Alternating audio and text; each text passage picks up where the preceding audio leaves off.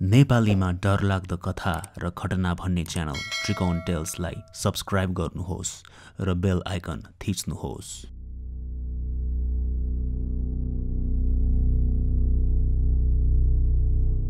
भर्खर कसैसँग माया गाँसिएको बेला मोहनी लगायो भनेर जिस्काउँदा त निकै रमाइलो सुनिन्छ होला, तर साँच्चैमा मोहनी लगाइएको बेला कस्तो हुन्छ होला त? आजको श्रृङ्खलामा एकजना श्रोताले रानीबारीतिरको डेरामा बस्दा आफूसँग घटेको एउटा निकै नै अचम्म, अनौठो र डरलाग्दो घटना लेखी हामीलाई पठाउनु भएको छ। सुरु गरौँ त्रिकोण टेल्सको 79औं श्रृङ्खला। मेरो नाम अजित हो, घर चाहिँ धरान। यो सन् 2012 सालतिरको कुरा हो। धरानबाट +2 सकेर काठमाडौँ पढ्न आएको थिएँ। कलेजका साथीहरूसँग कोठामा बस्ने भनेर कोठा खोज्न थाल्यौँ। कोठा रानीबारीमा पाइयो। त्यो घर चाहिँ रानीबारी जङ्गलको छेउैमा थियो। कोठाको झ्यालबाट त्यो जङ्गल प्रष्टै देखिन्थ्यो। घरको पछाडि धारा पनि थियो। कहिलेकाहीँ छिमेकीहरू पानी थाप्न आउँथे। हामीले चाहिँ 2टा कोठा लिएका थियौँ, एउटा भान्साको लागि भने अर्को सुत्नको लागि। भान्सा चाहिँ अलि ठुलो थियो। सबै हाम्रो कपडा सामान त्यही भान्सा कोठामा मिलाएर राखेका थियौँ। सुत्ने कोठा भने अलि सानो नै थियो। सानो भई अलि अँध्यारो हुने भएकोले त्यहाँ दिउँसो पनि बत्ती बाल्नु पर्थ्यो। झ्याल त थियो, तर झ्यालमा बरन्डा भएकोले दिउँसोको उज्यालो त्यो सुत्ने कोठामा खासै फरक पर्दैन थियो। कोठामा म अनि अर्को 2 साथीहरू बस्थ्यौँ। हामीले मेच, टेबुल, दराज यस्ता केही लिएर आएका थिएनौँ। 2टा लोबेड मात्रै लिएर आएका थियौँ। 2टै पलङ झ्यालपट्टि सिरानी पारेर राखेका थियौँ अनि 2 पलङको बीचमा अर्को साथीको लागि भुइँमै डसनाहरू हाली बिस्तारा लगाई सिरानी बनाइएको थियो। हामीसँग एउटा सानो टिभी पनि थियो, तर राख्नको लागि टेबल नभएकोले भुइँमै हाम्रो पलङ नजिकै राखेका थियौँ। रिमोट पनि नभएकोले हुँदा हामी सुती खुट्टा तन्काएरै खुट्टाका औँलाले बटन थिची च्यानल र भोल्युम चेन्ज गर्ने गर्थ्यौँ। ढोका नजिकैको भित्तामा एउटा ठुलो ऐना थियो, सायद लगभग हाम्रै कदको लम्बाइ भएको, तर अलि माथि नै झुन्ड्याइएको थियो। हामीले उभिएर ऐना हेर्दा घुँडाभन्दा अलि मुनिसम्म मात्रै देखिने। त्यस 3 तल्ले घरको बिचको तल्लामा हामी अनि अर्को कोठामा एकजना दाजु, माथिल्लो तल्लामा घरबेटीहरू भने तल्लो तल्लामा आमा छोरीको एउटा सानो परिवार बस्थ्यौँ। दिनहरू रमाइलो नै चलिरहेको थियो। कलेज गई कोठामा आई साथीहरूसँग जिस्किँदै पढ्दै कलेजका गर्नुपर्ने कार्यहरू गर्दै बस्न। तर एक रातको कुरा हो जुन रात म सायदै कहिले बिर्सिन सक्छु होला। त्यही रातदेखि सबै सुरु भयो। मलाई भूत प्रेतमा विश्वास लाग्दैन थियो, तर बुढापाकाहरूले सुनेका भोगेका कथाहरू मैले पनि सुनेको थिएँ। त्यस रात सधैँ झैँ खाना खाएर हामी सबै साथीहरू सुतिसकेका थियौँ। म आनन्दले निदाइरहेको थिएँ। एक्कासी कसैले ढोका ढकढकायो। मलाई त्यो स्वर अझै पनि प्रष्टै याद छ। केटाको स्वर थियो, कता सुनेको जस्तो। ढोका ढकढकाउँदै अजित भन्दै निरन्तर बोलाइ गरिरहेको थियो। हामी चुक्कुल लगाएर सुत्ने गर्थ्यौँ। मैले निन्द्रामै थाहा पाएँ अनि बिउझिएँ। मैले ढोकातिर हेरेँ अनि वरिपरि कोठातिर।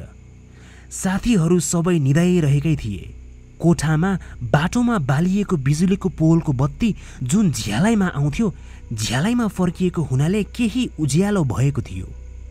आधा जिउ उठेर म ढोकातर्फ हेरिरहेँ, तर उठेपछि भने न त मैले आवाज सुने न त ढोकामा कसैले ढकढकाएको नै।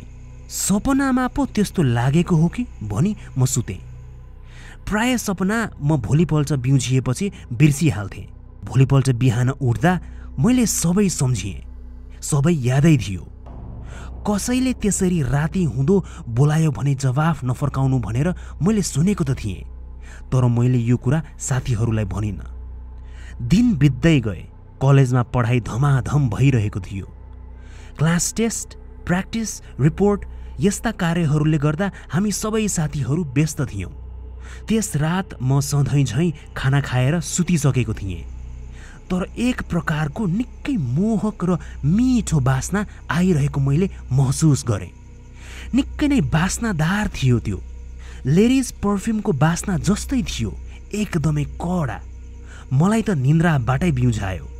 म बिउझिएँ र मलाई अहिले पनि याद छ, आँखा खुलिसके तापनि बास्ना भने अझै मगमग आइरहेको थियो। सुत्दा हामी झ्याल खुल्लै राख्ने भएकोले त्यस खुल्ला झ्यालबाट बाहिर कतै पारिजातको फुल रहेको र बास्ना आएको हो कि भनेर मैले झ्यालतर्फ हेरेँ, तर त्यस्तो कडा बास्ना आएको कारण म एकछिन ध्यान दिएर झ्यालतर्फ हेरिरहेँ।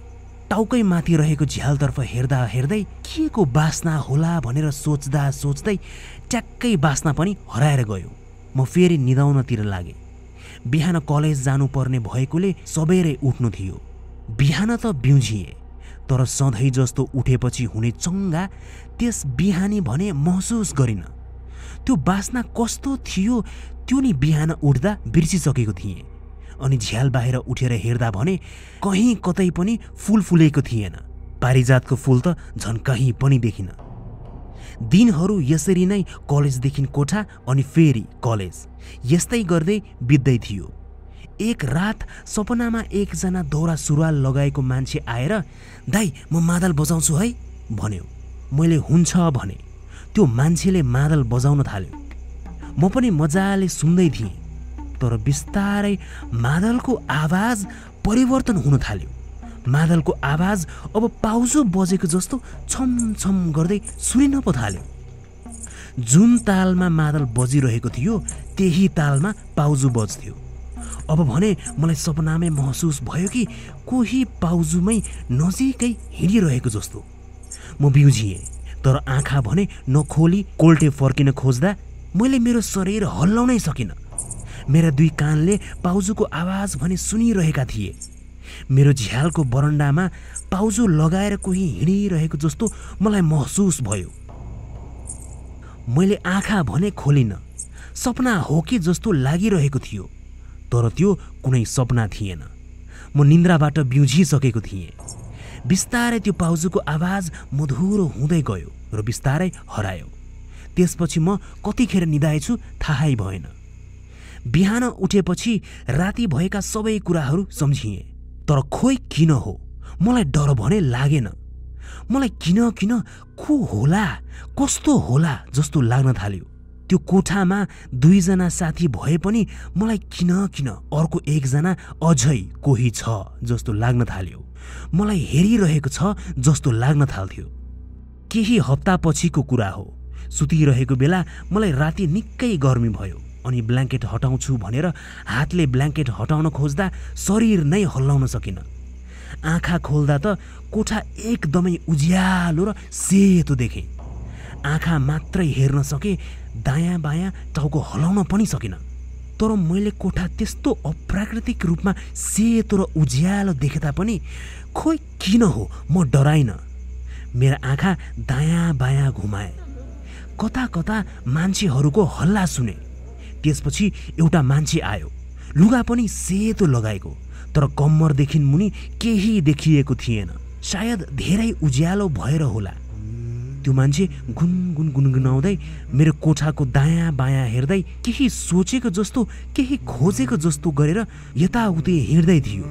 मैले त्यसैलाई आँखाले पछ्याइरहेँ, तर निकै नै उज्यालो र सेतो भएर होला मैले अनुहार देखिन। हेर्दा हेर्दै त्यो मान्छे बिस्तारै माथि सिलिङतर्फ बग्दै गयो अनि सिलिङभित्र छिरेर पारी गएपछि त्यो मान्छेसँगै कोठाको उज्यालो पनि हटेर गयो अनि कोठा फेरि अँध्यारो भयो। बाहिर बाटोको पोलबाट आइरहेको बत्तीको प्रकाश झ्यालबाट भित्र कोठामा आइरहेको देखेँ। त्यो झ्यालबाट आइरहेको प्रकाश र झ्यालको फ्रेमको छाया हेर्दै म कतिखेर निदाएछु। बिहान बाहिर आइरहेको गल्याङ मल्याङ हल्लाले म बिउझिएँ। बरन्डामा गएर हेरेको छिमेकमा एकजना मान्छे बित्नु भएछ। उहाँ 3-4 महिनादेखि बिरामी हुनुहुन्थ्यो अनि मैले रातिको कुरा सम्झिएँ। कतै त्यो राति मैले देखेको सेतो छाया उहाँको आत्मा त थिएन। मैले मेरी आमालाई फोन गरेर पहिलो दिनको घटनादेखिका समस्त घटनाहरू सुनाए। आमाले मलाई कोठा सर्नु भनी गम्भीर भई सल्लाह दिनुभयो। तर किन मलाई त्यो कोठा छोड्न मन नै भएन। यतिका घटना भइसक्दा अरू भने सल्लाह सुझाव नै लिन नपरी कोठा चटक्कै छाडी जान्थे होला। तर मलाई खै किन हो त्यहीँ बसिरहँ जस्तो हुन थाल्यो। केही दिनहरूको अन्तरालमा मलाई सधैँ त्यस कोठामा चौथो अर्को कोही मान्छे छ जस्तो लाग्थ्यो। एक रात मैले निन्द्रामै कोही हिँडेको जस्तो आवाज सुने। त्यो हिँड्दा चप्पल लतारिएको र पैतालामा चप्पल पड्किएको आवाज त्यस्तै सुन्न थाले। त्यो चप्पलको आवाज परदेखि सरक सरक गर्दै हिँड्दै मेरो पलङमाथिको झ्यालमा रोकियो। म बिउझिएँ। सोचे मेरो फ्ल्याटको अर्को मान्छे किन यहाँ हाम्रो कोठाको झ्यालमा आएर यति राति चियाको होला। अनि रिस पनि उठ्यो। निकै बेर चलमलाएको आवाज आएन। त्यो चप्पलको आवाज झ्यालैमा आएर रोकिएको थियो र झ्याल भने मेरो टाउकैमाथि। खुल्लै राखिएको झ्याल बाहिर त्यसरी आवाज आई धेरै समय हलचल नगरेपछि म चनाको भई उठे अनि को रहेछ भनेर बाहिर चियाएँ। तर झ्याल बाहिर रहेको बरन्डा खाली नै थियो। त्यहाँ कोही पनि थिएन। सपनामा पो सुनेको हो कि भनी म पलङमा पल्टिएँ। सिरक मात्रै के तान्न लागेको थिएँ, झ्याल मुनिबाट फेरि चप्पलको आवाज जाँदै गरेको सुने। को होला त्यो मान्छे भनेर म एकहोरो टोलाएर सोचिरहेँ। डर लागेको थियो कि थिएन मलाई केही थाहै छैन। मेरो सोच मात्रै एकहोरिएको मलाई याद छ।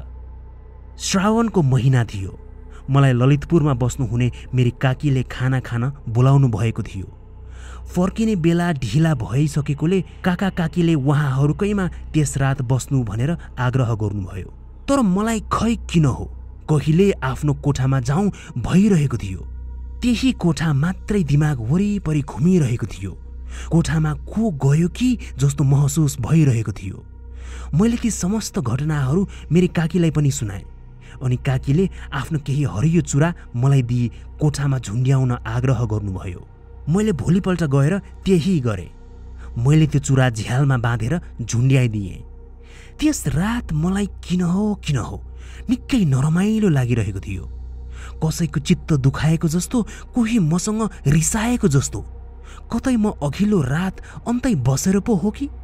त्यो भावलाई बुझ्न खोज्दै म निदाएँ।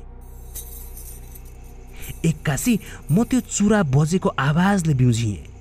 त्यो चुरा यसरी बजेको थियो कि कसैले बेस्सरी त्यसलाई हातले हल्लाइदिएको होस्, कसैले रिसले निकाल्न खोजेको जस्तो। म बिउझिने बित्तिकै टाउकैमाथि रहेको झ्यालको त्यस चुराहरूलाई हेरेँ।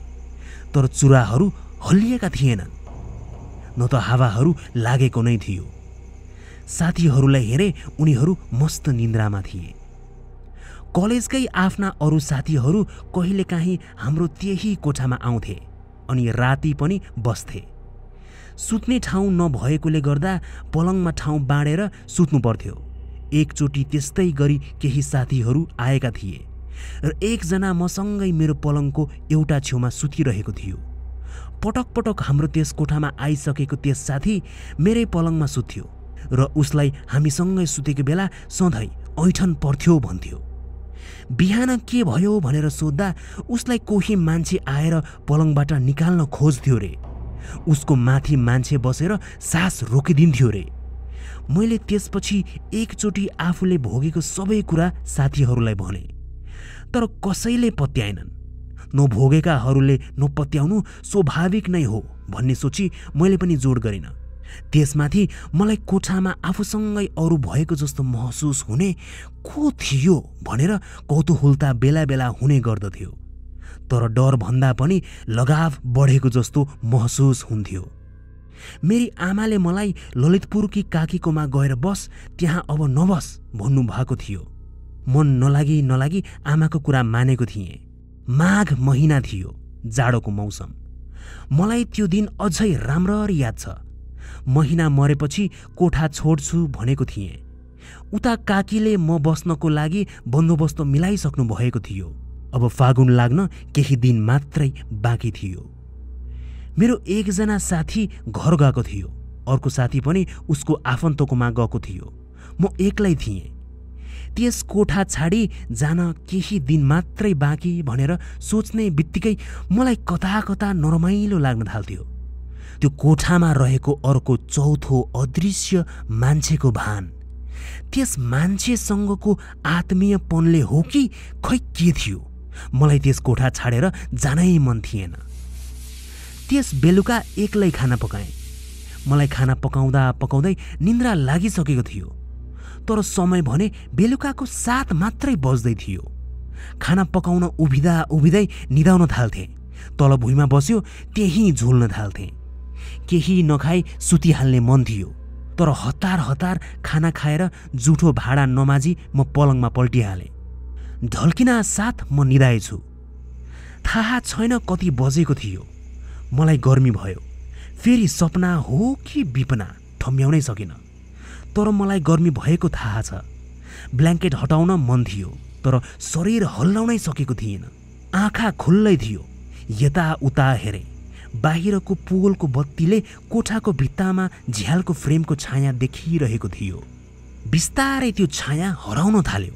कोठा उज्यालो र सेतो हुन थाल्यो। पहिलेको कुरा सम्झिएँ। यस्तै भई एउटा मान्छे देखेको थिएँ। त्यस्तै कोठा उज्यालो थियो, एकदमै उज्यालो र सेतो। मैले भुइँमा भएको टिभी र त्यो भित्तामा झुन्ड्याइएको लामो ऐना बाहेक केही देखिनँ। माघ महिनाको जाडोमा पनि मलाई पसिना आइसकेको थियो, तर ब्ल्याङ्केट भने हटाउन सकिरहेको थिइनँ। कोठा उज्यालो भयो। मैले यताउता हेरेँ। अस्तिको झैँ कोही देख्छु कि भने, तर खै किन हो कता कता त्यो मगमग बास्ना आइरहेको सुगन्ध र पाउजु बजाउँदै मेरो नाम लिँदै कोही आउँछिन् कि जस्तो लागिरहेको थियो। नभन्दै त्यो लामो ऐनामा सेतो छाया देखेँ। म कहिले बिर्सिन सक्दिनँ त्यो आकृति। उज्यालो र सेतोले गर्दा प्रष्ट देख्न त पाइनँ, तर अलिअलि त्यो छाया र आकृति देखेँ। त्यो लामो ऐनाभित्र उभिएकी थिइन्। उनको कपाल लामा लामा एकदमै कालो थियो। हावा एकदम चलेको जस्तो देखिन्थ्यो।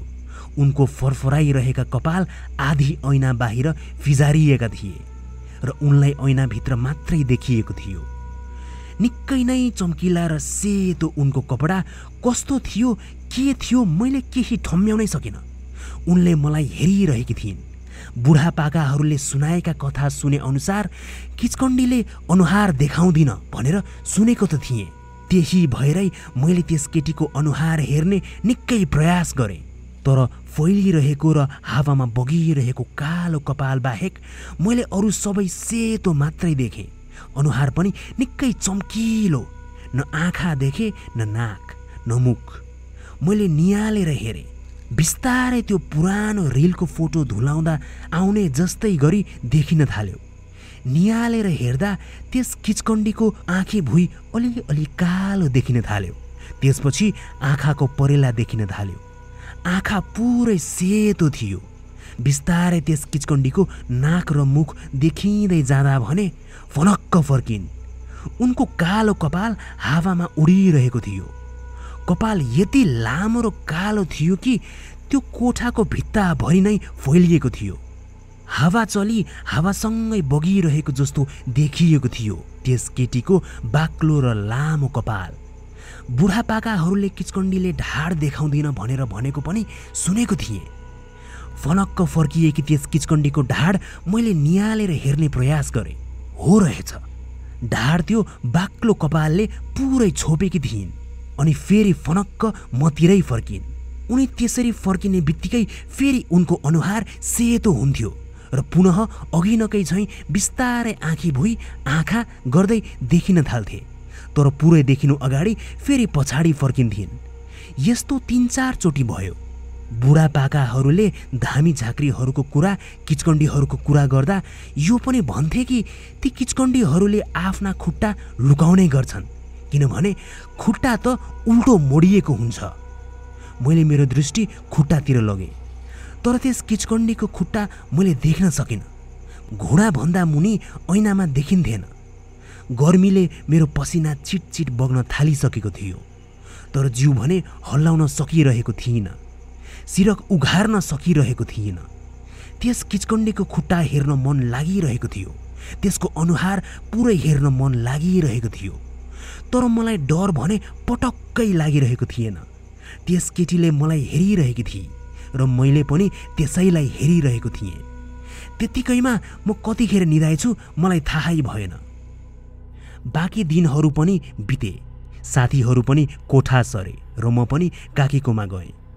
कोठा सरेपछि मलाई त्यस्तो फेरि कहिल्यै भएन, तर हप्ता दिन बित्दा पनि मलाई किन हो त्यो कोठामा जान मन लाग्थ्यो। फेरि त्यही ऐनामा देखिएकी आइमाईलाई भेट्न पाए हुन्थ्यो जस्तो लाग्थ्यो। पछि थाहा पाएँ किचकण्डीहरूले यसै गरी बिस्तारै छल गर्दै मोहनी लगाउँदा रहेछन्। म एकदमै दुब्लाइसकेको थिएँ। त्यस बेला मेरो मन एकोहोरो भएको मैले महसुस गरेको थिएँ। को होला, कस्तो होला, भेटौँ जस्तो लाग्थ्यो। बोलौँ जस्तो लाग्थ्यो। अहिले सम्झिँदा जिउ नै सिरिङ्ग हुन्छ।